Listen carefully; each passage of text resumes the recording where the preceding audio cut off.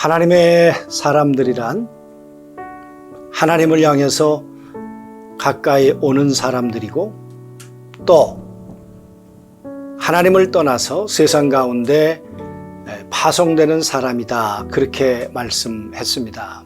오는 이유는 그 하나님의 사랑과 은혜를 찬양하고 경배하기 위해서 오는 것이고, 갈 때는 내가 받은 은혜를 세상 가운데 선포하기 위해서, 증인된 삶을 위해서 세상 속으로 가는 것이죠.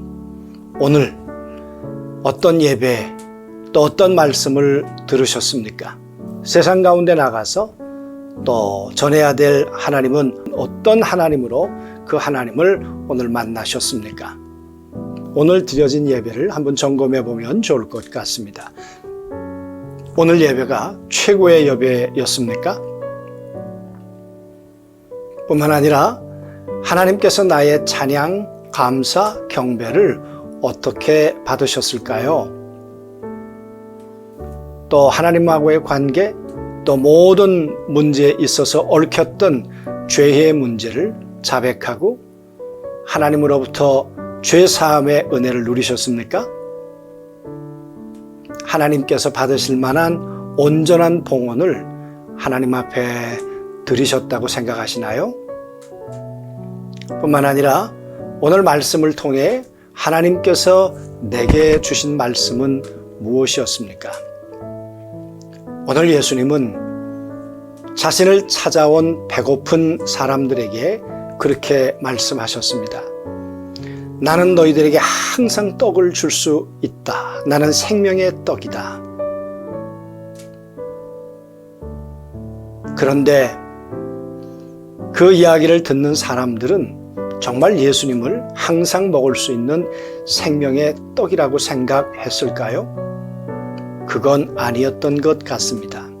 그래서 예수님 말씀하셨죠. 너희는 어떻게 나를 보고도 믿지 못하는가? 나를 보내신 하나님의 뜻은 나를 보고 믿는 자마다 영생을 얻는 것이고, 그리고 마지막 날에 다시 사는 것이라고 했습니다. 오늘 우리 그런 말씀을 나눴죠. 예수가 누구인지를 보아야 한다.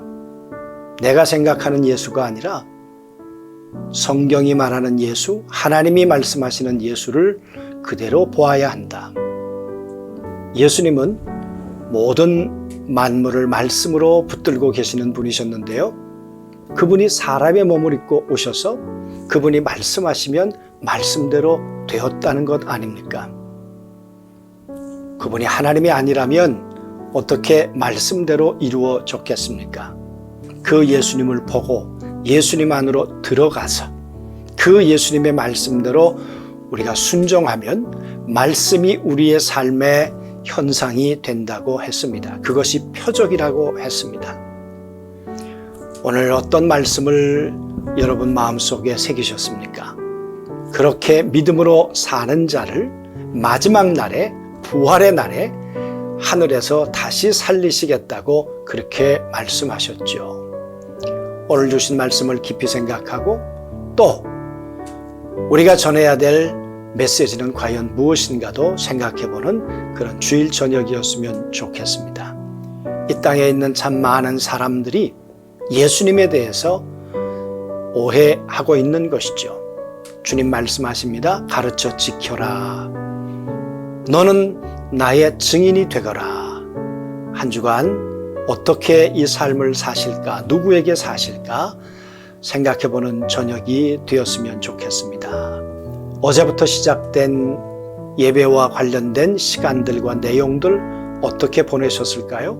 개인적인 점검 한번 해보시고 오늘 기도하시면서 우리 내일을 위해서 안식하도록 그렇게 하겠습니다. 우리 기도하시죠. 하나님 아버지,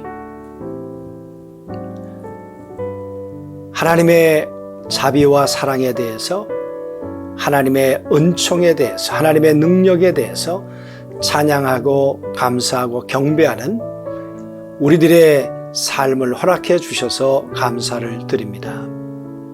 주님의 말씀을 듣고 새롭게 아버지의 뜻이 무엇인지 알게 하신 것도 감사합니다. 생명을 얻고 마지막 날에 다시 사는 것이 하늘의 아버지의 영원한 소망이라고 했습니다.